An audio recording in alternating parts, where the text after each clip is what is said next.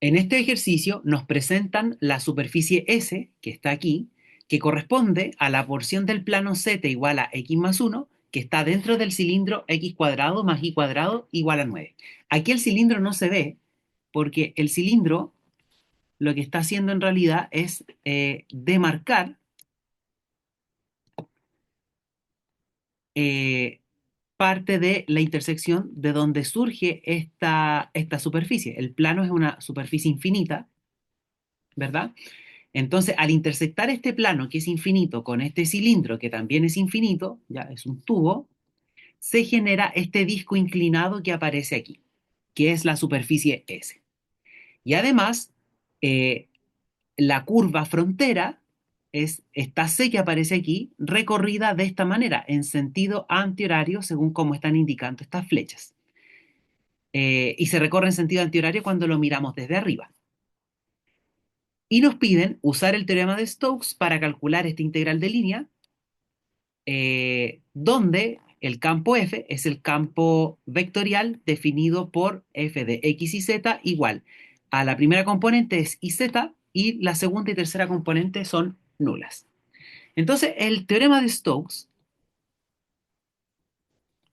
nos dice que la integral de línea de esta curva cerrada se puede calcular como la integral de superficie de S, ¿ya? Donde S es la superficie cuya frontera es la curva C, de el rotacional de F. Y acá los vectores normales a la superficie tienen que seguir la regla de la mano derecha. ¿A qué nos referimos con esto? Si nos fijamos acá, en esta superficie que está aquí, voy a borrar el cilindro y el plano completo. En esta superficie, toda superficie tiene un vector normal, las superficies que estudiamos en este curso, que son orientables, y este vector normal siempre es perpendicular a la superficie. Acá tenemos dos opciones.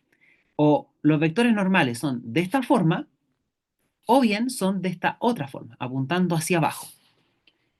Sin embargo, en este caso, obligatoriamente tienen que apuntar hacia arriba, ya que de esa manera, al ir recorriendo con nuestra mano, en este sentido, nuestro dedo pulgar va a apuntar en esa dirección. Así que necesariamente nuestros vectores normales tienen que apuntar así. Van a estar un poquito inclinados, pero van a apuntar hacia el eje Z. Y recordar que estos vectores son siempre perpendiculares a la superficie. Así que esa es la orientación correcta y estos son los vectores normales que vamos a considerar que corresponde a estos vectores que estamos dibujando aquí en esta zona. Bien, por lo tanto, vamos a aplicar la definición de integral de superficie para calcular esta parte del ejercicio. Para eso, ¿qué necesitamos? Necesitamos el rotacional de F y necesitamos una parametrización de la superficie. Bien, entonces, primero buscamos una parametrización de S.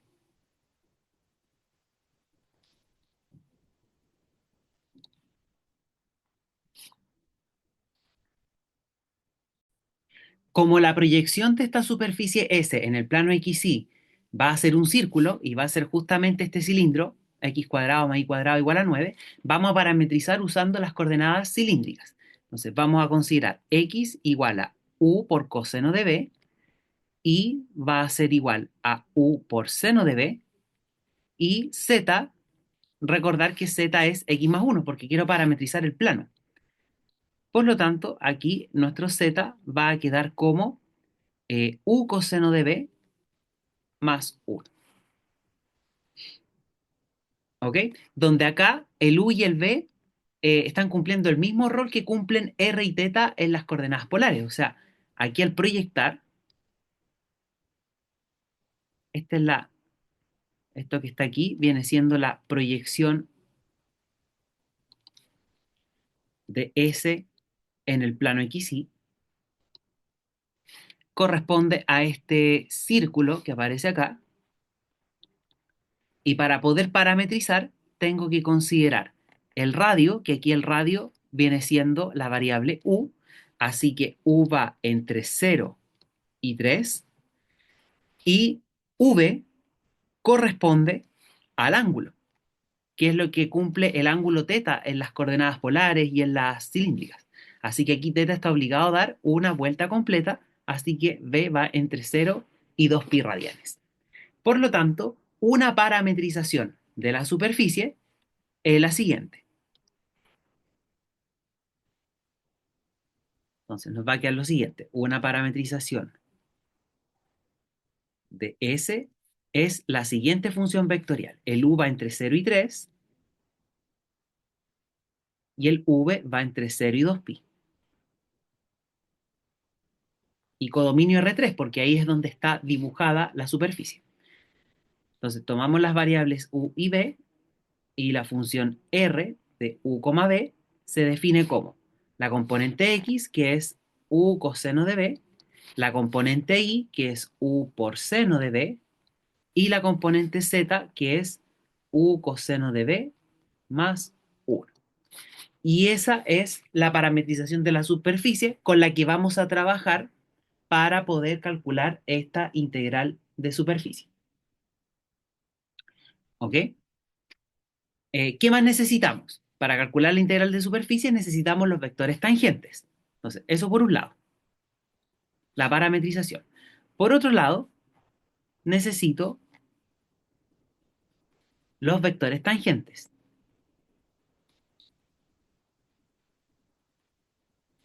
Así que el vector RU corresponde a tomar la parametrización y derivar cada componente con respecto a U, y por lo tanto V es constante. Así que nos va a quedar coseno de B, coma, seno de B, coma, coseno de B.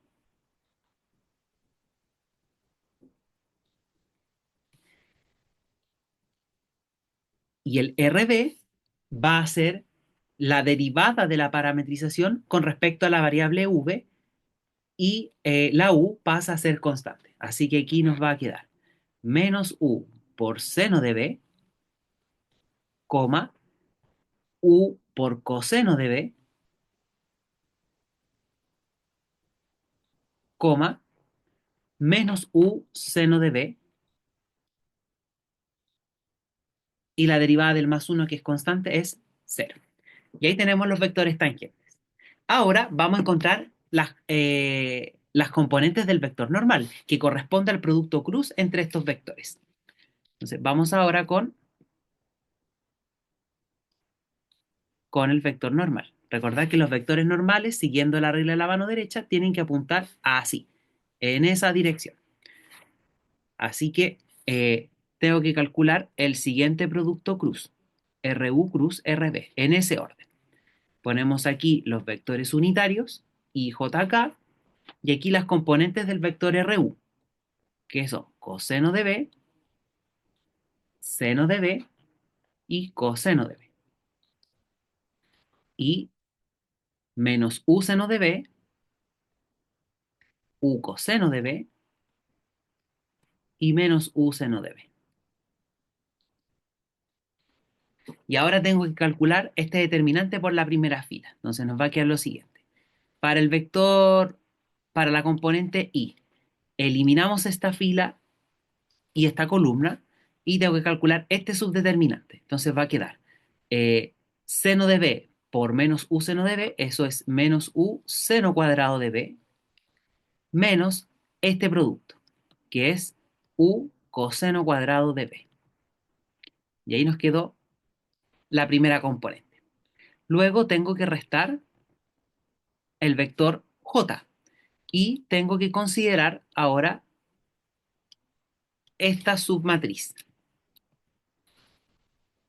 Elimino esa columna y esta fila y tengo que multiplicar coseno de B por menos U seno de B, eso es menos U seno de B coseno de B, menos el producto de coseno de B por menos U seno de B.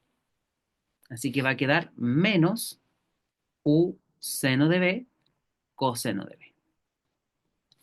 Y podemos ver que estos dos signos menos se va a convertir en una suma. Y si se fijan, tenemos los mismos términos, pero con los signos cambiados. Así que todo esto se nos cancela, va a valer 0. Y por último, tengo que considerar el producto aquí con el vector k, y para el vector k ahora debo considerar esta submatriz que está aquí, y debo multiplicar coseno de b por u coseno de b, eso es u coseno cuadrado de b, menos este producto, menos u seno de b por seno de b, que es menos u seno cuadrado de b. Y bueno, aquí otra vez se nos juntaron dos signos menos, así que eso es una suma. Entonces, nos va a quedar lo siguiente. Aquí, en el vector i, eh, podemos factorizar por menos u. Entonces va a quedar i por menos u y va a quedar factor de seno cuadrado de v más coseno cuadrado de v. En los términos de acá del centro, esto era j, así que aquí va a quedar menos 0 por j. Y acá en la última coordenada podemos factorizar por u. Entonces va a quedar k por u, factor de coseno cuadrado de v más seno cuadrado de v. Y por identidad pitagórica, recordar que esto es 1, acá esto también es 1, y por lo tanto lo que nos ha quedado como vector es menos u por i menos 0 por j más u por k. Y si cambiamos la notación a notación de tripleta, esto es menos u, 0, 1. Y ahora tenemos que verificar que este vector normal efectivamente esté apuntando en esta dirección, cumpliéndose la regla de la mano derecha. Y podemos ver que se cumple, porque estos vectores que hemos dibujado acá cumplen que están apuntando de manera inclinada, ¿verdad? Pero están apuntando en la dirección donde los valores que va tomando z son positivos. Y como podemos ver, la componente z, la tercera que está aquí, es u. Y recordar que u es un valor que va entre, aquí lo hicimos, el u va entre 0 y 3, así que está tomando valores mayores o iguales a 0. Así que este vector está correcto, está apuntando en la dirección correcta, siguiendo la regla de la mano derecha. Así que con eso ya tenemos casi todo listo para poder aplicar el teorema de Stokes. ¿Qué es lo que nos está faltando? Bueno, tengo S, tengo la parametrización, tengo los vectores normales y necesito el rotacional de F. Entonces ahora vamos a calcular el rotacional. Entonces, el rotacional de F se calcula como el producto cruz entre el gradiente de F y, y el campo vectorial f, y hay que considerar las funciones componentes. Y z le vamos a llamar p, al 0 la segunda componente le vamos a llamar q, y a la tercera componente le vamos a llamar r. Así que este rotacional se calcula como el siguiente determinante. Nos va a quedar aquí el vector unitario i, el vector unitario j, el vector unitario k. Aquí va el operador diferencial, derivar con respecto a x, aquí derivada con respecto a y aquí derivada con respecto a z, y aquí las funciones p, q y r. Vendría siendo iz, 0, 0. Y ahora comenzamos con el cálculo. Nos va a quedar, primero, para el i, ¿qué hay que hacer? Eliminar la primera columna y la primera fila, ¿y qué queda? Hay que derivar con respecto a i el 0 y restar la derivada con respecto a z de 0. Obviamente todo esto se nos va a anular, ¿cierto? Así que aquí va a quedar 0 por i. Luego tengo que trabajar con el j. Para trabajar con el vector j hay que eliminar la primera fila y la segunda columna. Y hay que trabajar con la derivada con respecto a x aplicada a la función nula menos la derivada parcial con respecto a z aplicada a la función iz. Y hay que calcular esa derivada parcial. Bueno, esto es 0, ¿cierto? Y aquí tengo que derivar iz con respecto a z. Esa derivada me va a dar i. Y con ese menos va a quedar menos i, y con el menos que está acá va a quedar simplemente más i. Y va a quedar más i por el vector unitario j Y por último, tengo que trabajar con el vector k. Entonces va a quedar k veces, y aquí tengo que trabajar con eliminando la tercera columna y la primera fila, y va a quedar la derivada parcial del 0 con respecto a x menos la derivada parcial con respecto a y aplicado a la función iz. Esto que está aquí nos da 0 y la derivada con respecto a y de iz es simplemente z. Y con este menos que está aquí va a quedar menos z. Se va a quedar menos z por el vector k. Cambiando entonces la notación a tripleta, nos va a quedar el vector 0, i, menos z. Y ese es el rotacional. Entonces ahora sí, ya tenemos todos los elementos para poder calcular la integral de línea mediante el teorema de Stokes.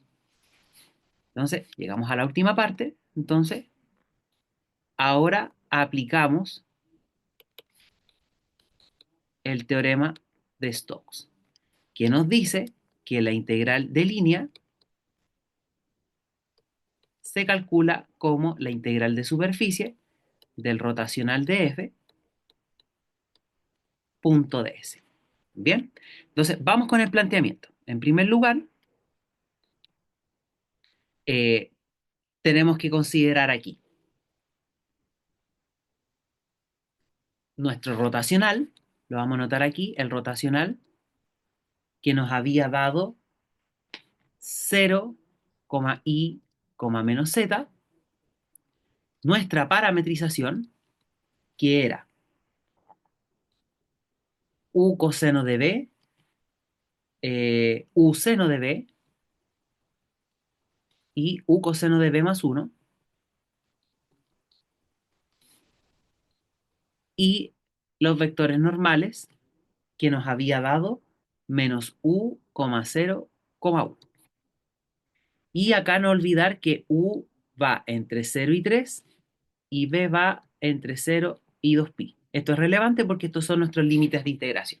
Bien, así que vamos a plantear la integral. Va a quedar integral de 0 hasta 3 por la integral de 0 hasta 2pi. ¿Y qué hay que poner aquí? Hay que poner el rotacional, pero compuesto con la parametrización. Entonces, acá tenemos que escribir nuestro rotacional, que es 0, i, menos z. Entonces va a quedar 0 la primera coordenada, la segunda es y, pero hay que componerla con la parametrización. Entonces aquí, en vez de poner y, lo que tengo que poner es la y, pero de la parametrización. O sea, hay que poner u por seno de v. Y luego, acá tengo que poner menos z. Y acá en lugar de la z, tengo que poner la z de la parametrización. Entonces aquí va a quedar menos, paréntesis, u coseno de b más 1. Y ahí está hecha la compuesta entre el rotacional y la parametrización. Y esto hay que hacer ahora el producto punto con el ds. ¿Qué es el ds? El ds corresponde al vector normal multiplicado por dA, donde dA es algún orden de integración, ya sea du de b o db de u. Acá, como he escrito las integrales, esto va a quedar en el orden de b de u. Bien, así que ahora pongo el vector normal, que corresponde a ser menos u, 0, u, y esto entonces nos va a quedar en el orden de b de u.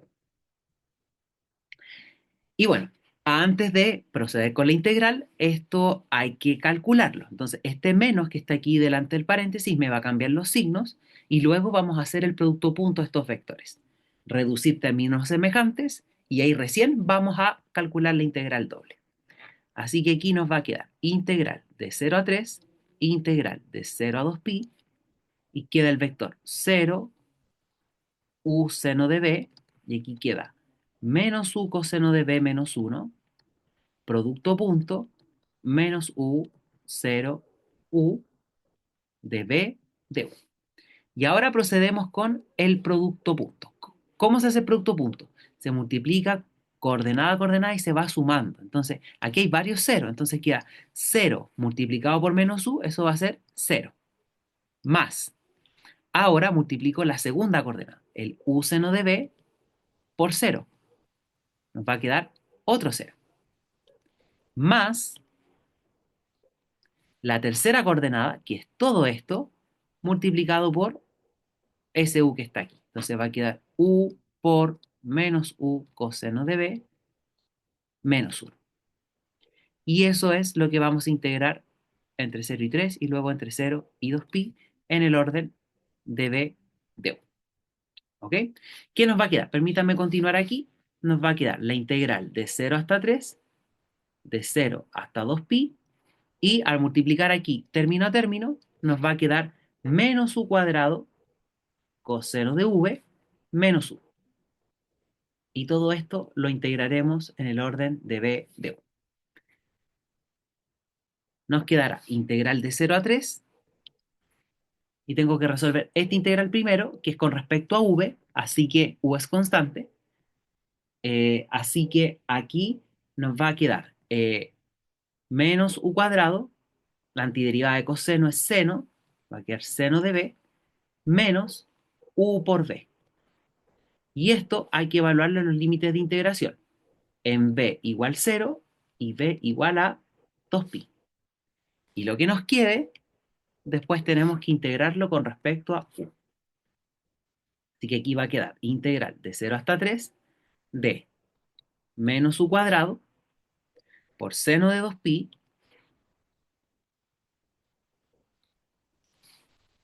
menos u por b, pero b evaluado en 2pi,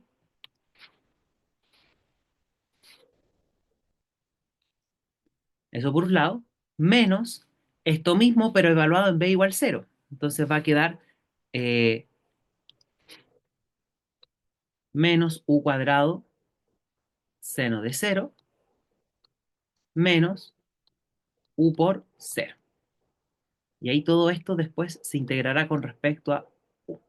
Entonces, recordar que seno de 2pi vale 0, seno de 0 también, u por 0 es 0, así que lo único que sobrevive aquí es la integral de 0 hasta 3 de 2pi por u, o menos 2pi por u, diferencial de u. Así que la antiderivada de menos 2pi por u con respecto a u, eso es menos pi por u cuadrado, evaluado entre u igual 0 y u igual a 3. 3 al cuadrado es 9, así que esto nos va a dar menos 9pi. Por lo tanto, el valor de la integral de línea que está aquí lo calculamos mediante la integral de superficie, ¿ya? Según el teorema de Stokes, y el valor de la integral de superficie del rotacional nos ha dado menos 9pi. Y esa es la respuesta de la integral de línea, es menos 9pi. Y con esto terminamos el ejercicio.